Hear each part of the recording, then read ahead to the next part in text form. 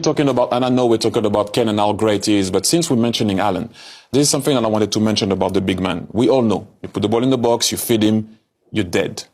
In the air, on the ground, karate kid move, whatever it is, he will score.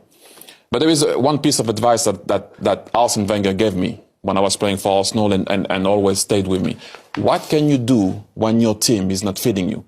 We all know that when Kevin De Bruyne has the ball, Kevin can find him in any way, anyhow. And we all know he likes to make that second post move. So Arsene told me, ask yourself the right question. When I was a striker, I used to complain about everything, right? Always. So he doesn't give me the ball. And the boss said, do you think Dennis Bergkamp can give you the ball the same way that Fredrik Lundberg does? So I started to think, okay, with Dennis, I knew I could move however I wanted to move. Then I started to think, Robert Pires likes a 1-2. I need to come with him short. Fredrik Lundberg, I need to be in his path the way he runs, because if not, he will not see me.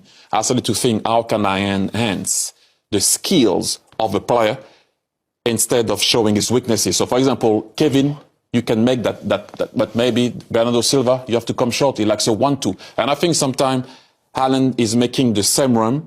Whoever is on the ball is making that run. And I don't think sometimes he does help the team in terms of who is on the ball. Is there not a flip side to that, though? So what you're saying is he's got to adapt to those players. But then, as I just said, is there not a flip side to that where they're not playing with Aguero, they're not playing with a false nine, they're playing with Haaland. So they have got to change as well. They did. They're trying to change. And you can see Pep is trying to find a formation, by the way, to make sure that Haaland can perform. I'm talking about big games here. How many games Man City during the season, for example, are not like on top of the other team? So he doesn't so much have to adapt to those players.